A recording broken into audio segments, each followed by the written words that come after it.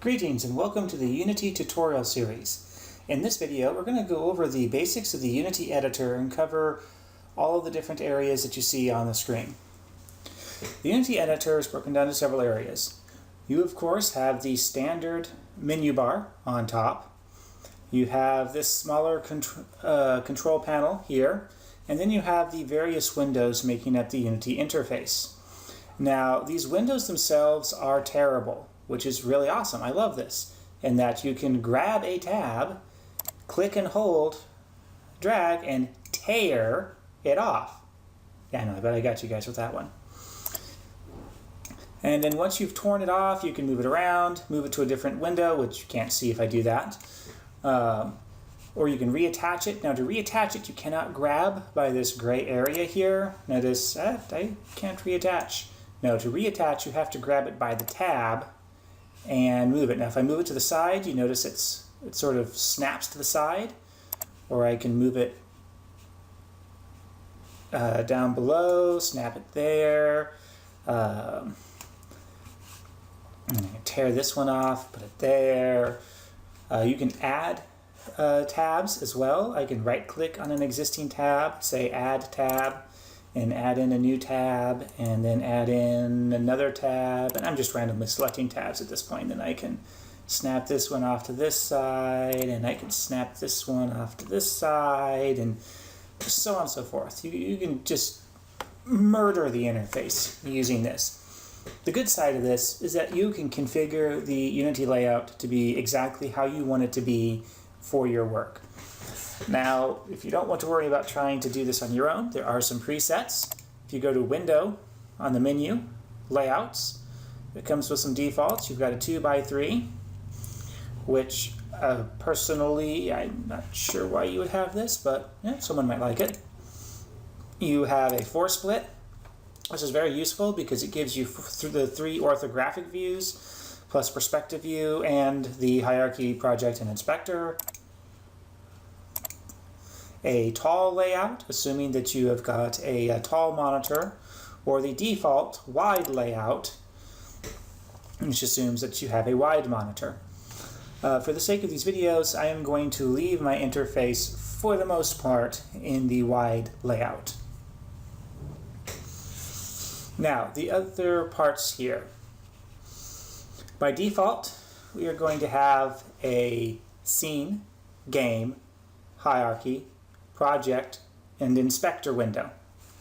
There are a few windows that you cannot add through the Add tab. The ones that you can add through here that are not immediately visible are Profiler and Animation. Profiler is only available to the Pro Edition. So if you do not have the Pro Edition, you've got the light colored skin instead of the dark colored skin, you will not be able to use the Profiler. For the purposes of the intro level classes at JCCC, you will not need to use the Profiler, so that one is not a big deal. To remove a tab, by the way, you can right click on it and say Close Tab. The animation is used for animating objects inside of Unity or previewing animations that are already on an object. For the early classes that use Unity, we will not be using the animation tab, or the animation window. There are a few additional windows that we can put in here that are not available through the right-click Add tab. That is Particle Effect,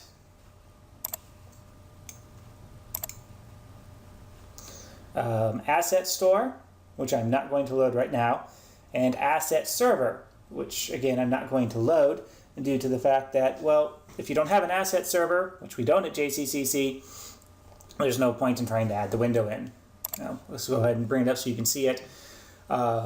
It's got various options for administrating, connecting, but since we don't have an asset server, it's rather pointless. The final window that you can add in, 4 more. You've got light mapping, occlusion culling, and navigation. I don't know why these guys went over there. Bring them over here.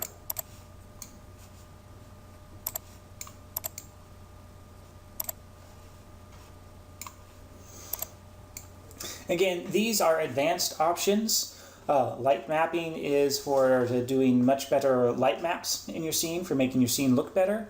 That's something that we use at the low-level classes. Occlusion culling is for performance reasons. Again, not something that we're going to deal with at the low-level classes. And navigation is for allowing AI to navigate through your terrain. Again, guess what I'm going to say? Not for the low-level classes. But I just wanted to point out that yes, okay, those windows are there. The final window, which might kind of sort of be useful at the low-level classes, would be the console. By default, it is visible down here. You will see one line on the console.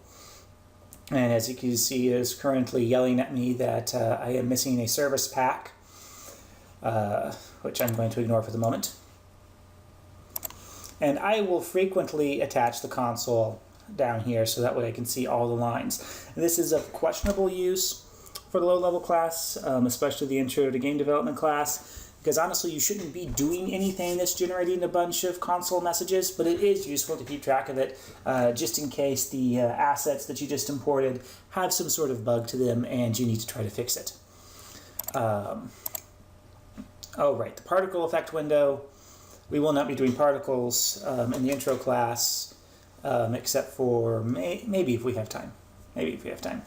But this is where you work on your particle stuff, which at the moment is not needed, so I'm going to get rid of them. Okay, now, what do all of these different areas mean? And for the moment, I'm going to drag game over here. I normally don't work like this, but I want all of the main windows visible. So as I said before, we have scene, game, inspector, project, hierarchy. Scene is where you put all of your objects in for the player to interact with. You can think of a scene like a room in Game Maker.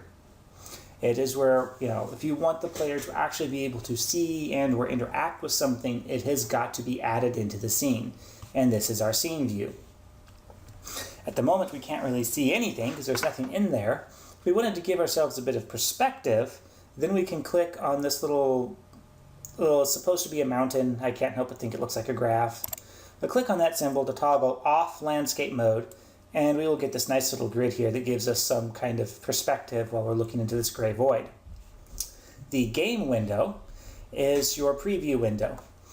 By default, it is going to show the very, very, very first frame that your player is going to see upon loading in this scene.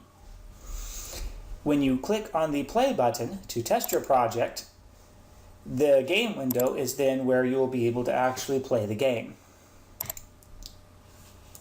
Hierarchy shows you all things that are currently in your scene. So if it is added into your scene, it will be listed in the hierarchy. Currently, all we have is a main camera. Clicking on something in your hierarchy list will select it in the scene editor, and assuming that I am zoomed in, I can actually see the icon. Clicking on something in the scene view will select it also in the hierarchy. Double-clicking on something in the hierarchy will zoom in on the scene view so that way you can actually see it. I will go over more controls on the scene view in a different video. The project window shows all of the potential assets that you can add into the scene. Now, there is a small collection of objects that you can always add into a scene, regardless, even though they're not listed under projects. And if you go to the Game Object, Create Other, you will see the default game objects that you can add into a scene in order to start building a game. The inspector shows you details about what you have selected, whether it is in the Project tab or the Hierarchy tab. So if I select my main camera, the only thing I have to select right now, it brings up this information and shows me it in the inspector. Likewise, if I have something in the project, and I'm just going to create a material, which I will explain later, if I select something in the project, it will also show me the information over here in the inspector. And that covers all the different portions of the Unity interface. On the next one, we will cover navigation inside of the scene view and some basic control of objects.